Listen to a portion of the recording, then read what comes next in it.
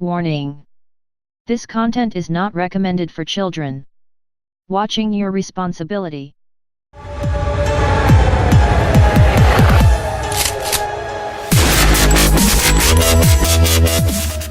I had a bad dream and I woke up in the middle of the night, says the boy.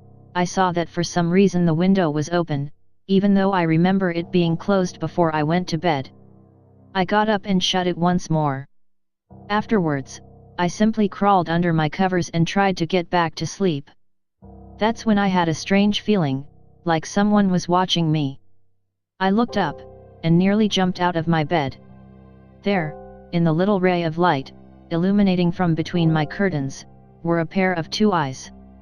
These weren't regular eyes, they were dark, ominous eyes. They were bordered in black and, just plain out terrified me. That's when I saw his mouth. A long, horrendous smile that made every hair on my body stand up. The figure stood there, watching me. Finally, after what seemed like forever, he said it. A simple phrase, but said in a way only a madman could speak. He said, "Go to sleep." I let out a scream. That's what sent him at me. He pulled up a knife, aiming at my heart. He jumped on top of my bed.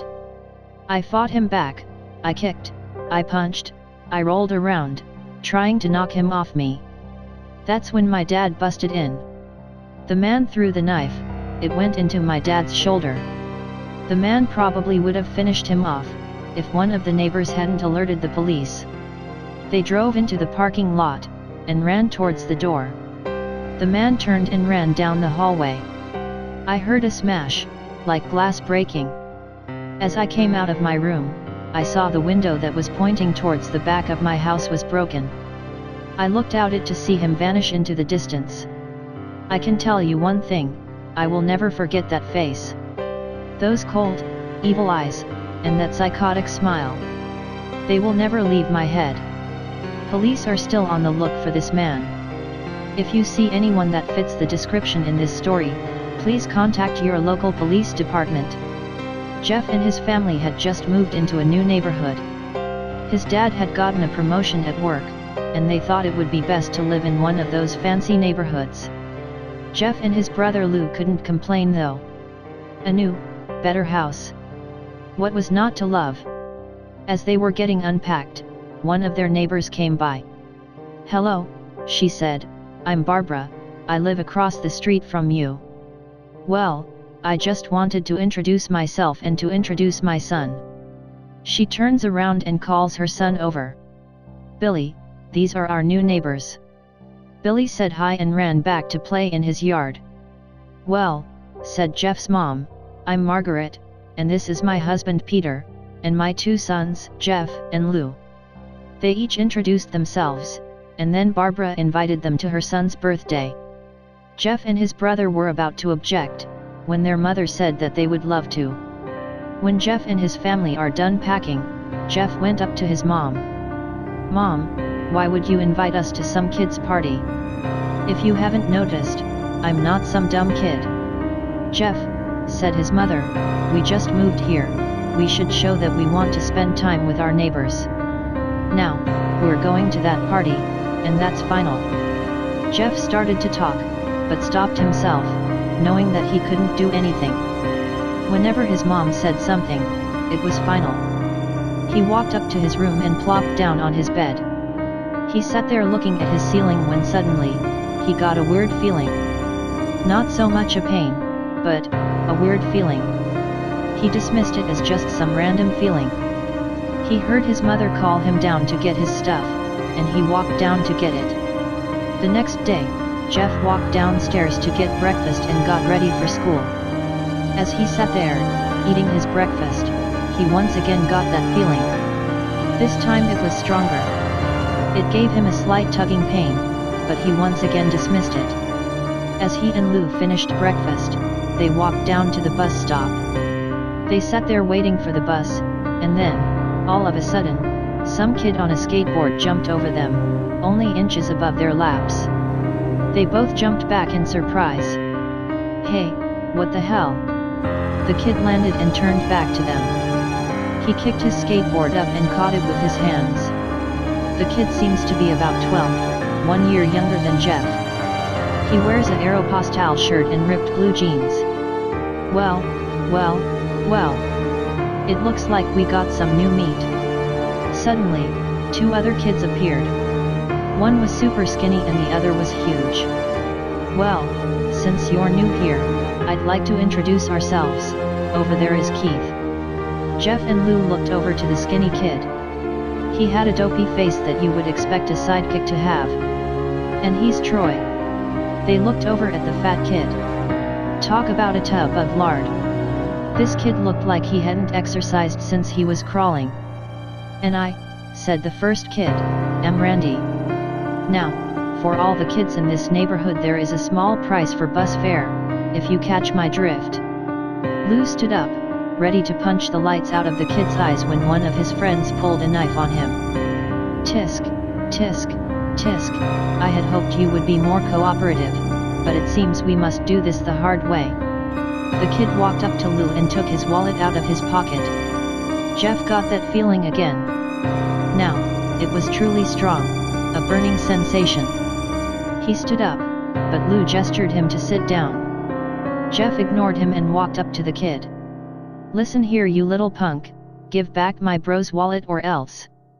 Randy put the wallet in his pocket and pulled out his own knife. Oh? And what will you do? Just as he finished the sentence, Jeff popped the kid in the nose.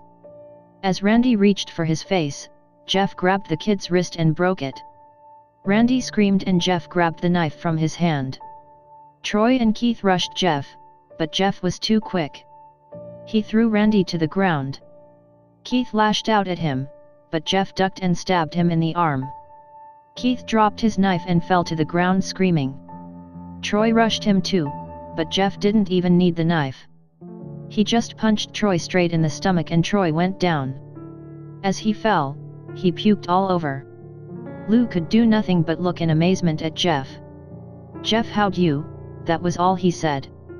They saw the bus coming and knew they'd be blamed for the whole thing. So they started running as fast as they could. As they ran, they looked back and saw the bus driver rushing over to Randy and the others. As Jeff and Lou made it to school, they didn't dare tell what happened. All they did was sit and listen. Lou just thought of that as his brother beating up a few kids, but Jeff knew it was more. It was something scary. As he got that feeling he felt how powerful it was, the urge to just hurt someone. He didn't like how it sounded, but he couldn't help feeling happy. He felt that strange feeling go away, and stay away for the entire day of school. Even as he walked home due to the whole thing near the bus stop, and how now he probably wouldn't be taking the bus anymore, he felt happy.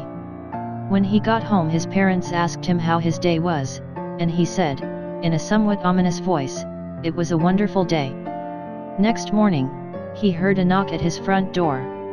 He walked down to find 2 police officers at the door, his mother looking back at him with an angry look.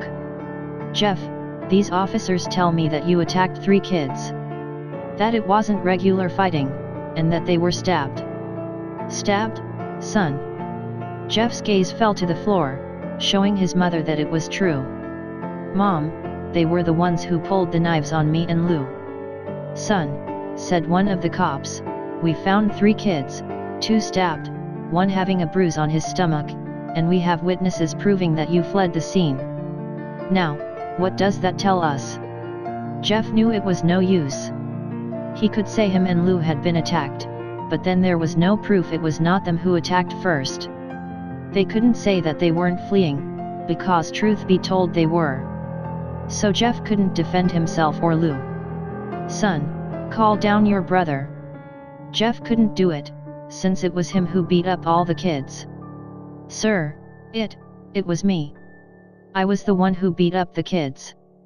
Lou tried to hold me back, but he couldn't stop me. The cop looked at his partner and they both nod. Well kid, looks like a year in juvie. Wait, says Lou. They all looked up to see him holding a knife. The officers pulled their guns and locked them on Lou. It was me, I beat up those little punks. Have the marks to prove it. He lifted up his sleeves to reveal cuts and bruises, as if he was in a struggle. Son, just put the knife down, said the officer. Lou held up the knife and dropped it to the ground. He put his hands up and walked over to the cops.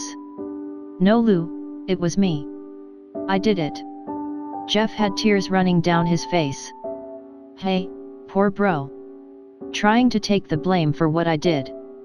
Well, take me away. The police led Lou out to the patrol car. Lou, tell them it was me. Tell them. I was the one who beat up those kids.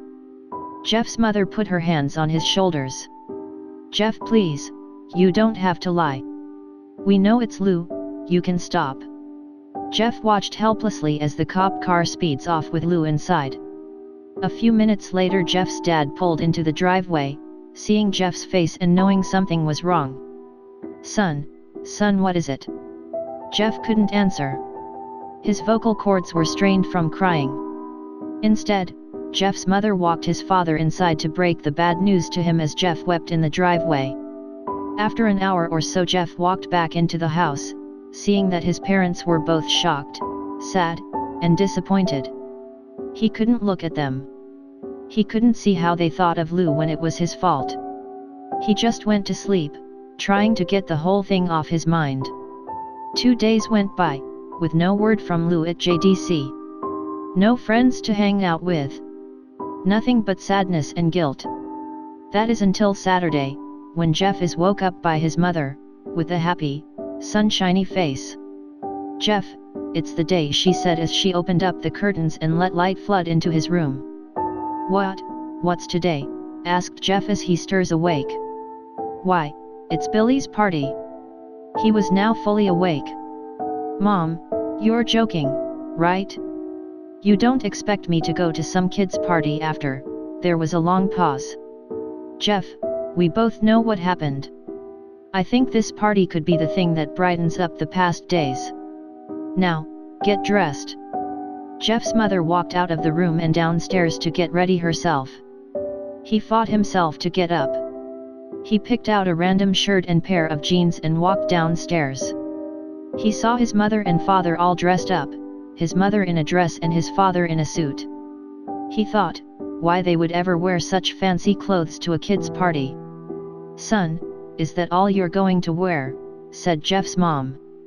Better than wearing too much, he said. His mother pushed down the feeling to yell at him and hid it with a smile. Now Jeff, we may be overdressed, but this is how you go if you want to make an impression, said his father. Jeff grunted and went back up to his room. I don't have any fancy clothes, he yelled downstairs. Just pick out something, called his mother. He looked around in his closet for what he would call fancy. He found a pair of black dress pants he had for special occasions and an undershirt. He couldn't find a shirt to go with it though. He looked around, and found only striped and patterned shirts. None of which go with dress pants. Finally he found a white hoodie and put it on. You're wearing that, they both said. His mother looked at her watch. Oh, no time to change. Let's just go, she said as she herded Jeff and his father out the door. They crossed the street over to Barbara and Billy's house. They knocked on the door and it appeared that Barbara, just like his parents, way overdressed. As they walked inside, all Jeff could see were adults, no kids. The kids are out in the yard. Jeff, how about you go and meet some of them, said Barbara. Jeff walked outside to a yard full of kids. They were running around in weird cowboy costumes and shooting each other with plastic guns. He might as well be standing in a Toys R Us. Suddenly a kid came up to him and handed him a toy gun and hat. Hey, wanna play? He said. No kid. I'm way too old for this stuff. The kid looked at him with that weird puppy dog face. Please, said the kid. Fine, said Jeff.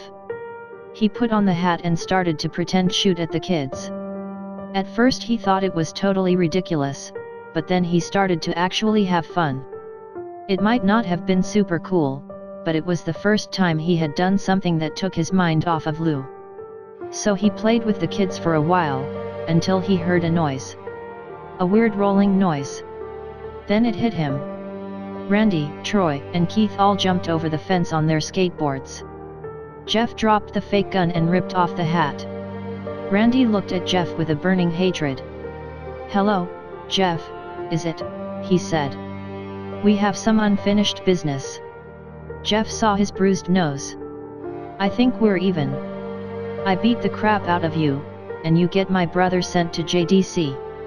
Randy got an angry look in his eyes. "Oh no, I don't go for even, I go for winning. You may have kicked our asses that one day, but not today."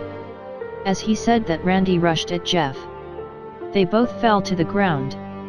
Randy punched Jeff in the nose, and Jeff grabbed him by the ears and head-butted him. Jeff pushed Randy off of him and both rose to their feet. Kids were screaming and parents were running out of the house. Troy and Keith both pulled guns out of their pockets. "No one interrupts or guts will fly," they said. Randy pulled a knife on Jeff and stabbed it into his shoulder.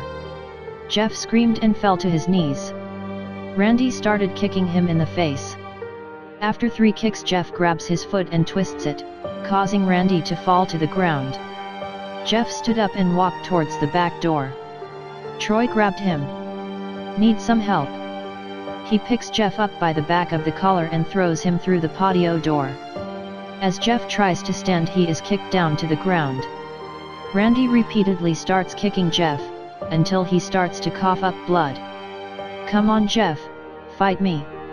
He picks Jeff up and throws him into the kitchen. Randy sees a bottle of vodka on the counter and smashes the glass over Jeff's head. "Fight." He throws Jeff back into the living room. "Come on, Jeff, look at me." Jeff glances up, his face riddled with blood. "I was the one who got your brother sent to JDC. And now you're just gonna sit here and let him rot in there for a whole year. You should be ashamed." Jeff starts to get up. "Oh, finally, you stand and fight." Jeff is now to his feet, blood and vodka on his face. Once again he gets that strange feeling, the one in which he hasn't felt for a while. "Finally. He's up," says Randy as he runs at Jeff. That's when it happens. Something inside Jeff snaps. His psyche is destroyed, all rational thinking is gone, all he can do is kill.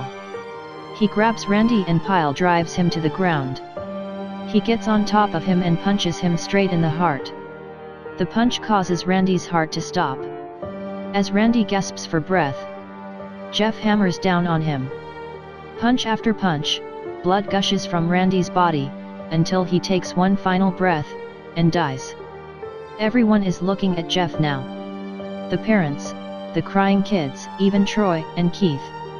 Although they easily break from their gaze and point their guns at Jeff. Jeff sees the guns trained on him and runs for the stairs. As he runs, Troy and Keith let out fire on him, each shot missing. Jeff runs up the stairs. He hears Troy and Keith follow up behind.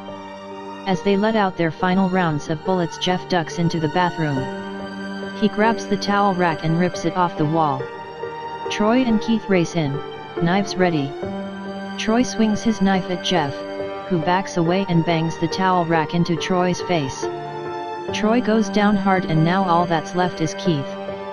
He is more agile than Troy though, and ducks when Jeff swings the towel rack. He dropped the knife and grabbed Jeff by the neck. He pushed him into the wall. A thing of bleach fell down on top of him from the top shelf. It burnt both of them and they both started to scream. Jeff wiped his eyes as best as he could. He pulled back the towel rack and swung it straight into Keith's head. As he lay there, bleeding to death, he let out an ominous smile. "What's so funny?" asked Jeff. Keith pulled out a lighter and switched it on. "What's funny," he said, "is that you're covered in bleach and alcohol." Jeff's eyes widened as Keith threw the lighter at him. As soon as the flame made contact with him, the flames ignited the alcohol in the vodka. While the alcohol burned him, the bleach bleached his skin. Jeff let out a terrible screech as he caught on fire. He tried to roll out the fire, but it was no use. The alcohol had made him a walking inferno. He ran down the hall, and fell down the stairs. Everybody started screaming as they saw Jeff, now a man on fire, drop to the ground, nearly dead. The last thing Jeff saw was his mother and the other parents trying to extinguish the flame. That's when he passed out. When Jeff woke, he had a cast wrapped around his face. He couldn't see anything, but he felt a cast on his shoulder, and stitches all over his body. He tried to stand up, but he realized that there was some tube in his arm, and when he tried to get up it fell out, and a nurse rushed in. "I don't think you can get out of bed just yet," she said as she put him back in his bed and reinserted the tube. Jeff sat there, with no vision, no idea of what his surroundings were. Finally, after hours, he heard his mother. "Honey, are you okay?" she asked. Jeff couldn't answer though, his face was covered, and he was unable to speak. "Oh honey, I have great news. After all the witnesses told the police that Randy confessed of trying to attack you, they decided to let Lou go." This made Jeff almost bolt up, stopping halfway, remembering the tube coming out of his arm. "He'll be out by tomorrow, and then you two will be able to be together again." Jeff's mother hugs Jeff and says her goodbyes. The next couple of weeks were those where Jeff was visited by his family. Then came the day where his bandages were to be removed. His family were all there to see it, what he would look like. As the doctors unwrapped the bandages from Jeff's face, everyone was on the edge of their seats. They waited until the last bandage holding the cover over his face was almost removed. "Let's hope for the best," said the doctor. He quickly pulls the cloth, letting the rest fall from Jeff's face. Jeff's mother screams at the sight of his face. Lou and Jeff's dad stare awestruck at his face. "What? What happened to my face?" Jeff said. He rushed out of bed and ran to the bathroom. He looked in the mirror and saw the cause of the distress. His face. It's horrible. His lips were burnt to a deep shade of red. His face was turned into a pure white color, and his hair singed from brown to black. He slowly put his hand to his face. It had a sort of leathery feel to it now. He looked back at his family, then back at the mirror. "Jeff," said Lou, "it's not that bad." "Not that bad," said Jeff, "it's perfect." His family were equally surprised. Jeff started laughing uncontrollably. His parents noticed that his left eye and hand were twitching. Jeff, are you okay?" "Okay? I've never felt more happy. Ha ha ha ha ha, hey, look at me. This face goes perfectly with me." He couldn't stop laughing. He stroked his face, feeling it. Looking at it in the mirror. What caused this? Well, you may recall that when Jeff was fighting Randy, something in his mind, his sanity, snapped. Now he was left as a crazy killing machine, that is, his parents didn't know. "Doctor," said Jeff's mom, "is my son all right, you know?" "In the head?" "Oh yes, this behavior is typical for patients that have taken very large amounts of painkillers. If his behavior doesn't change in a few weeks, bring him back here, and we'll give him a psychological test." "Oh, thank you, doctor." Jeff's mother went over to Jeff. "Jeff, sweetie. It's time to go." Jeff looks away from the mirror, his face still formed into a crazy smile. "K mommy, ha ha hey ay. His mother took him by the shoulder and took him to get his clothes. "This is what came in," said the lady at the desk. Jeff's mom looked down to see the black dress pants and white hoodie her son wore. Now they were clean of blood and now stitched together. Jeff's mother led him to his room and made him put his clothes on. Then they left, not knowing that this was their final day of life. Later that night, Jeff's mother woke to a sound coming from the bathroom. It sounded as if someone was crying. She slowly walked over to see what it was. When she looked into the bathroom, she saw a horrendous sight. Jeff had taken a knife and carved a smile into his cheeks. "Jeff, what are you doing?" asked his mother. Jeff looked over to his mother. "I couldn't keep smiling, Mommy. It hurt after a while. Now, I can smile forever. Jeff's mother noticed his eyes, ringed in black. Jeff, your eyes. His eyes were seemingly never closing. I couldn't see my face. I got tired and my eyes started to close. I burned out the eyelids so I could forever see myself, my new face. Jeff's mother slowly started to back away, seeing that her son was going insane. What's wrong, Mommy? Aren't I beautiful? Yes, son, she said, yes you are. Let me go get Daddy, so he can see your face. She ran into the room and shook Jeff's dad from his sleep. Honey, get the gun She stopped as she saw Jeff in the doorway, holding a knife. Mommy, you lied. That's the last thing they hear as Jeff rushes them with the knife, gutting both of them. His brother Lou woke up, startled by some noise. He didn't hear anything else, so he just shut his eyes and tried to go back to sleep. As he was on the border of slumber, he got the strangest feeling that someone was watching him. He looked up, before Jeff's hand covered his mouth. He slowly raised the knife ready to plunge it into Lou. Lou thrashed here and there trying to escape Jeff's grip. "Shhhhhhhh," Jeff said, "just go to sleep."